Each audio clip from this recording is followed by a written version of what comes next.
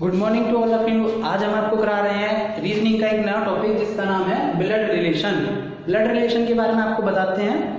Blood relation में क्या होता है, रिश्तों के बारे में हमें जानकारी मिलती है। रिश्तों के बारे में हमें ये बताना होता है कि हम किसके नेफ्यू लगते हैं, हम किसके सन हैं, हम किसके ग्रैंड सन हैं, कौन हमारे ग्रैंडफादर हैं, कौन हमारे अंकल हैं। इसके बारे में हमें इसमें जानकारी मिलती है। और मोस्टली कॉम्पिटिटिव एग्जाम में जितने भी कॉम्पिटिटिव एग्जाम होते हैं उनमें एक दो क्वेश्चन इसमें से आता है। तो चलिए इसको देखते हैं किस तरीके से सॉल्व करते हैं। अगर आप देखो ओरली इनको करोगे तो क्या होगा, ओरली करने में आप रॉन्ग कर बैठोगे, लेकिन अगर आप एक फिगर के अकॉर्डिंग इनको करोगे तो क्या होगा, फिगर से ये कहीं तक सही होते हैं। तो चलिए देखते हैं इनको किस तरीके से करते हैं। फर्स्ट क्वेश्चन है A is the father of B and सी।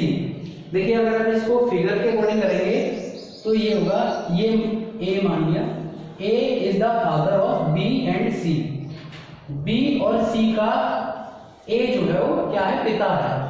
तो अगर हम किसी मेल पर्सन की बात कर रहे हैं तो हम वहां पे पॉजिटिव साइन से डिनोट करेंगे। अगर हम फीमेल पर्सन की बात कर रहे हैं तो हम क्या करेंगे, नेगेटिव साइन का यूज करेंगे। देखिए यहाँ पे बताया है बी और सी जो है वो एक के दो बेटे भी हो सकते हैं, बेटियां भी हो सकती हैं, या ऐसा एक बॉय और एक गर्ल, कुछ भी हो सकता है। लेकिन यहाँ पे कोई फर्स्ट लाइन में कुछ भी क्लियर नहीं किया है। सेकंड लाइन है B is the son of A। अब यहाँ पे बताया है B is the son of A, यहाँ पे क्लियर किया है कि जो B है वो सन है। अब क्या होगा, C का अभी भी क्लियर नहीं किया, तो यहाँ पे पूछता है but C is not the son of A। C क्या है, C सन नहीं है।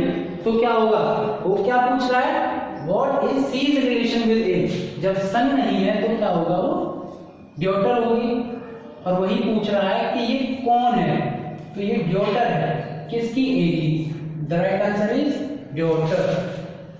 ठीक है, इसका आएगा ड्यूटर आंसर। अब आपका है सेकंड क्वेश्चन। देखिए सेकंड क्वेश्चन में क्या है, इंट्रोड्यूसिंग ए मैन। एक व्यक्ति को इंट्रोड्यूस करा रही है ए वुमेन से। एक वुमेन ने क्या, एक व्यक्ति को इंट्रोड्यूस कराते हुए क्या कहती है कि देखो मैंने ये माना ये ए है, ये सॉरी वो पर्सन है, ठीक है, ये वो मैन है जिसको वो लेडीज इंट्रोड्यूस करा रही है, ए वुमेन सेड। ये वो मैंने मान ली वुमेन, ठीक है, ये वो वुमेन हो गई।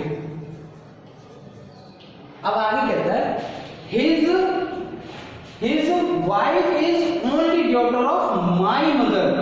ये लेडीज कहती है कि इस व्यक्ति की जो वाइफ है वो मेरी माँ की इकलौती बेटी है, वो ये बता रही है। तो देखिए अगर मैं इस वुमेन की मदर यहां पे डिनोट करता हूं, ये इसकी मदर हो गई, जो इंट्रोड्यूस करा रही थी वो लेडीज है ये, ठीक है।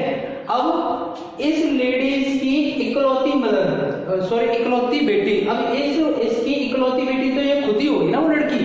अब वो कह रही है कि वो इस पर्सन की वाइफ है। तो ऑटोमेटिकली अगर इस डायग्राम से देखें तो हमें ये नहीं पता चल रहा कि वो खुद की ही बात कर रही थी और वो उसी की वाइफ है, उस व्यक्ति की।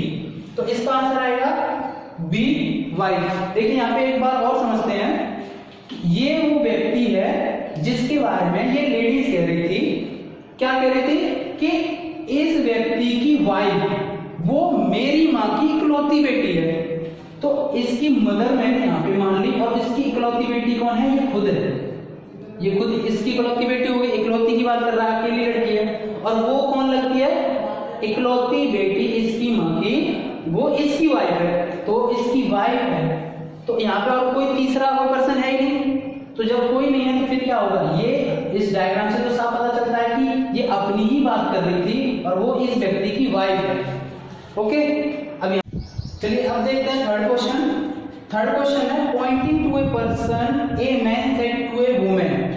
एक पर्सन की तरफ देखो, मैं ये है वो पर्सन,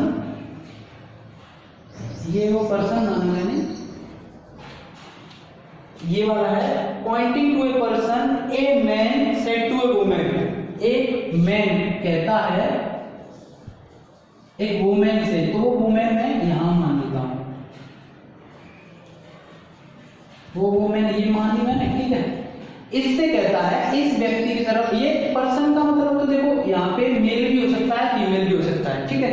अब यहाँ पे कह रहा है इस पर्सन की तरफ इशारा करते हुए ये व्यक्ति कहता है इस औरत से क्या कहता है, his mother is the only daughter of your father. आपके फादर मतलब आपके पिताजी की इकलौती बेटी, आपके पिताजी की इकलौती बेटी का मतलब समझ लो, इस वोमेन को बता रहा है कि आपके पिताजी की इकलौती बेटी, तो मतलब वो खुद ही की बात कर रहा है, इस वोमेन की बात कर रहा है।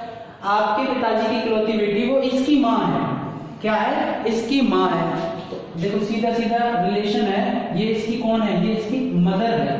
अगर हम फिगर से देखें तो साफ पता चल रहा है कि वो इसकी माँ है। और लास्ट में पूछता भी है how is woman related to that person, वो वोमेन उस पर्सन से कैसे रिलेटेड है, मदर है, वाइफ है, सिस्टर है, डॉटर है, तो उसकी कौन है, मदर है।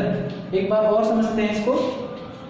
ये एक पर्सन है, इस पर्सन की तरफ इशारा करते हुए, पॉइंट करते हुए इस व्यक्ति ने कहा इस औरत से कहा कि आपके फादर की इकलौती बेटी, आपके फादर की इकलौती बेटी का मतलब ये खुद हो गया, वो ये वाली लेडीज होगी, ठीक है, वो इसकी मदर है। तो बताओ इसका इस लेडी से क्या रिलेशन है, ये पूछ रहा था। तो वोमेन कौन लगती है, इसकी मदर लगती है, इससे साफ पता चल रहा है। ओके।